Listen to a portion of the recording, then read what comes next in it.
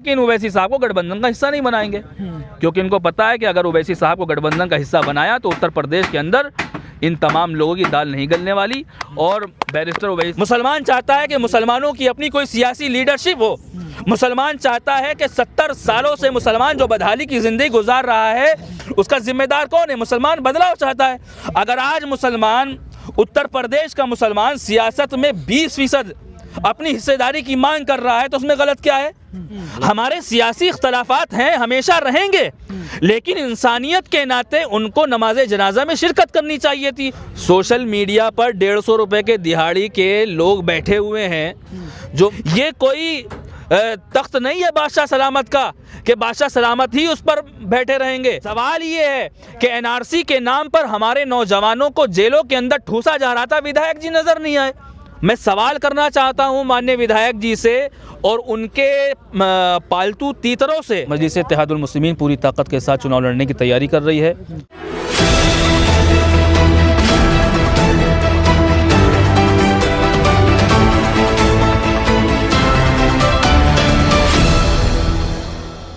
किस तरह की तैयारियां हैं और यहाँ लोगों में किस तरह का जोश है? देखिए, 2022 में होने वाले विधानसभा इंतखाबात के लिए जहां पर तमाम सियासी जमातें तैयारी कर रही हैं, वहीं पर मजलिस इत्तेहादुल मुस्लिमीन पूरी ताकत के साथ चुनाव लड़ने की तैयारी कर रही है। आली जनाब बैरिस्टर असदुद्दीन अवैसी साहब की ज़िला बिजनौर की सरज़मीन पर आमद है और हम उनका तहे दिल से इस्तकबाल करते हैं, स्वागत करते हैं और ज़िला बिजनौर की जनता उनको बहुत प्यार से नवाजेगी। यकीनन 19 दिसंबर 2021 को दोपहर 12 बजे शोषित वंचित समाज विशाल जनसभा को संबोधित करेंगे बैरिस्टर ओवैसी साहब, और लाखों की तादाद में इंशाअल्लाह ताला मुझे उम्मीद है ज़िला बिजनौर की आवाम से और ज़िला बिजनौर के आसपास के इलाके के लोगों से मुझे पूरी उम्मीद है कि इंशाअल्लाह वो बड़ी तादाद में बैरिस्टर ओवैसी साहब को सुनने के लिए, देखने के लिए पहुँचेंगे। अच्छा, बिजनौर ज़िला जो है समाजवादी पार्टी का गढ़ कहलाता है और जिस जगह, जिस विधानसभा में ये जनसभा होने वाली है वहाँ 2 बार लगातार जो है समाजवादी पार्टी के विधायक हैं, तो उस बीच में जो है आप कैसे AIM की तरफ लोगों को लेके आ रहे हैं? नगीना विधानसभा की जनता बदलाव चाहती है। आपके चैनल के माध्यम से नगीना विधानसभा की आवाम के नाम भी ये पैगाम दे रहा हूँ कि 2022 के अंदर नगीना विधानसभा की जनता बदलाव चाहती है। 10 साल से माननीय मनोज पारस जी, जो कि 5 साल सत्ता की कुर्सी पर काबिज रहे, सत्ता में मलाई खाई, सत्ता में मंत्री रहे, सत्ता में विधायक रहे, 5 साल विपक्ष में रहे, 10 साल के कार्यकाल में उन्होंने अपनी विधानसभा क्षेत्र के अंदर कोई विकास कार्य नहीं कराया। मैं सवाल करना चाहता हूं माननीय विधायक जी से और उनके पालतू तीतरों से सवाल करना चाहता हूं कि 10 साल के कार्यकाल में अपनी नगीना विधानसभा क्षेत्र में कितने जूनियर हाई स्कूल, कितने हाई स्कूल, कितने इंटर कॉलेज, कितने डिग्री कॉलेज, कितने गर्ल्स कॉलेज खुलवाए हैं जहां पर हमारे बच्चे और बच्चियां मुफ्त में शिक्षा और तालीम हासिल कर रहे हों, कितने हॉस्पिटल बनवाए हैं, कितने वार्ड क्लिनिक बनवाए हैं, कितनी गरीब बच्चियों की शादियां कराई हैं, कितनी गरीब बेवाओं की इमदाद करी है। सवाल ये है कि एनआरसी के नाम पर हमारे नौजवानों को जेलों के अंदर ठूसा जा रहा था, विधायक जी नजर नहीं आए। बाबरी का इतना बड़ा मसला हो गया, विधायक जी नजर नहीं आए। ट्रिपल तलाक पर कानून पास हुआ, उस पर विधायक जी नजर नहीं आए। मेरा सवाल है आपके चैनल के माध्यम से, मेरा ही सवाल नहीं है, नगीना विधानसभा की जनता सवाल कर रही है। 10 साल के कार्यकाल में नगीना विधानसभा क्षेत्र में माननीय मनोज पारस जी ने कौन सा काम किया है कि जनता उनको तिवारा विधायक बनाए? जनता बदलाव चाहती है, नगीना विधानसभा की जनता बदलाव चाहती है। ये कोई तख्त नहीं है बादशाह सलामत का कि बादशाह सलामत ही उस पर बैठे रहेंगे। ये लोकतंत्र है और लोकतंत्र के अंदर जनता बदलाव चाहती है और इंशाल्लाह बदलाव होगा। अच्छा, नगीना के विधायक को लेकर एक आपकी सोशल मीडिया पे पोस्ट पर विवाद हो रहा है, क्या मसला है वो? सोशल मीडिया पर 150 रुपए के दिहाड़ी के लोग बैठे हुए हैं, जो माननीय मनोज पारस जी के पालतू तीतर हैं। वो कहते हैं कि माननीय विधायक जी शेख खलीलुर रहमान साहब, जो नगीना के चेयरमैन थे और नगीना के दिग्गज नेता थे, उनका इंतकाल हो गया, अल्लाह मरहूम की मग़फ़िरत फरमाए। वहाँ पर तमाम सियासी जमातों के नेता मौजूद थे। माननीय विधायक जी नगीना में होते हुए भी उनके नमाज जनाजा में शिरकत नहीं कर पाए, बड़े अफसोस की बात है।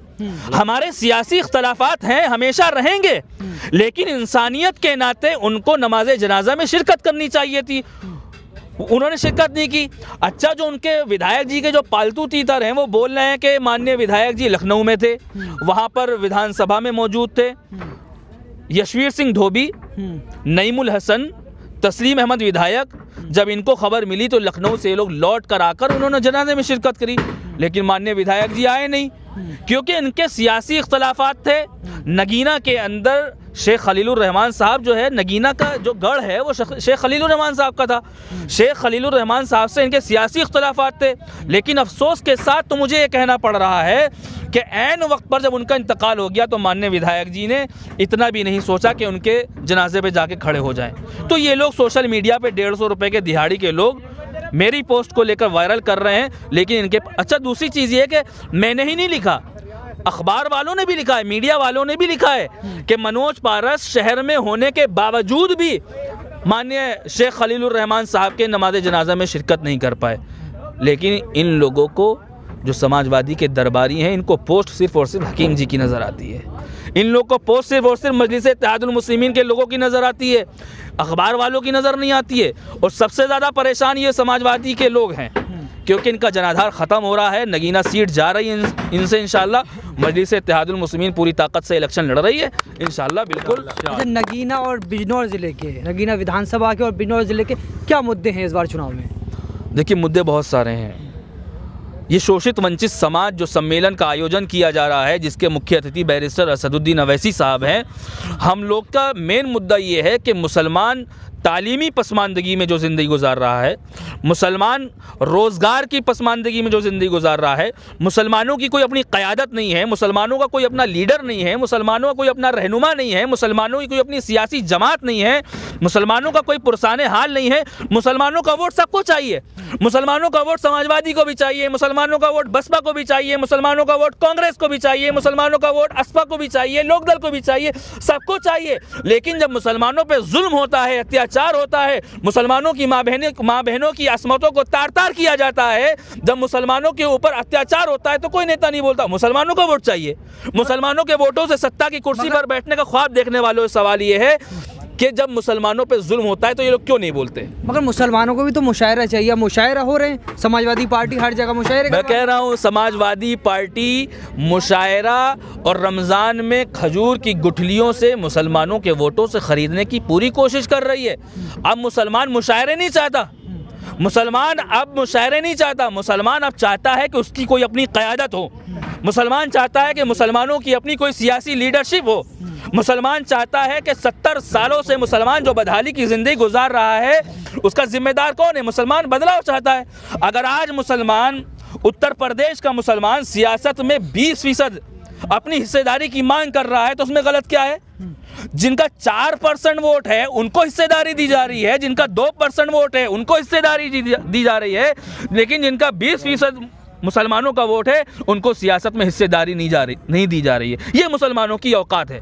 मुसलमानों को वोट चाहिए। मुसलमानों को इस्तेमाल किया गया, इन नामो निहाद सेकुलर सियासी जमातों ने इस्तेमाल किया, बिरयानी के तेजपात के पत्तों की तरह, डिस्पोजल गिलास की तरह इस्तेमाल किया।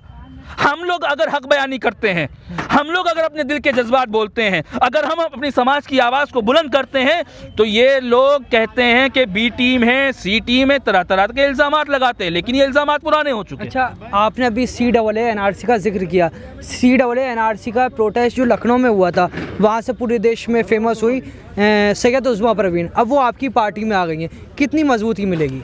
सैयद उज़्मा परवीन साहिबा का पार्टी में खैर मकदम है और यकीनन जमात मजबूत होगी। और भी बहुत सारे कायदीन हैं, बहुत सारे लीडर हैं जो मजलिस इत्तेहादुल मुस्लिमीन में शमूलियत हासिल करेंगे। और धीरे धीरे लोग आ रहे हैं, समाजवादी से भी आ रहे हैं, बसपा से भी आ रहे हैं, कांग्रेस से भी आ रहे हैं। अल्हम्दुलिल्लाह बिजनौर के अंदर बड़ी तादाद में समाजवादी, बसपा, कांग्रेस के लोग इंशाअल्लाह ताला 19 दिसंबर 2021 को नकीब मिल्लत बैरिस्टर असदुद्दीन अवैसी साहब की सरपरस्ती में पार्टी ज्वाइन करेंगे और इंशाअल्लाह बिजनौर में मजबूती आएगी इंशाअल्लाह। हकीम साहब, आखिरी सवाल मेरा ये होगा कि कल जो है अखिलेश यादव और शिवपाल यादव की मुलाकात हुई है और उनका गठबंधन हो गया, मगर शिवपाल यादव ओवैसी से मिले, चंद्रशेखर भी जो है सपा की तरफ को मोड़ रहे हैं और राजभर तो चले गए हैं, तो आपको अकेले मझधार में छोड़ के सारे लोग जो है अखिलेश के साथ मिल रहे हैं? देखिए, हमारा मालिक अल्लाह है, हम किसी मझधार में नहीं हैं, हमारा मालिक अल्लाह है। शिवपाल यादव, अखिलेश यादव, राजभर, इन तमाम लोगों ने एक महाज तैयार किया। शिवपाल यादव ने माननीय अखिलेश क्या नाम बैरिस्टर ओवैसी साहब से ही मुलाकात करी, राजभर साहब ने भी अखिलेश बैरिस्टर ओवैसी साहब से मुलाकात करी। तो हम लोग चाहते हैं कि यूपी के अंदर भाजपा को रोका जाए, एक महाज तैयार किया जाए। सवाल ये है कि शिवपाल यादव साहब को तो गठबंधन का हिस्सा बना रहे हैं, राजभर साहब को गठबंधन का हिस्सा बना रहे हैं, चौधरी जयंत को गठबंधन का हिस्सा बना रहे हैं, लेकिन ओवैसी साहब को गठबंधन का हिस्सा नहीं बनाएंगे, क्योंकि इनको पता है कि अगर ओवैसी साहब को गठबंधन का हिस्सा बनाया तो उत्तर प्रदेश के अंदर इन तमाम लोगों की दाल नहीं गलने वाली। और बैरिस्टर ओवैसी साहब की जो है बढ़ते हुए राजनीतिक कद से लोग ज़्यादा परेशान हैं। कोई दिक्कत नहीं है, अभी चुनाव में टाइम है, इंशाअल्लाह ताला हम लोग भी इंशाअल्लाह पूरी ताकत के साथ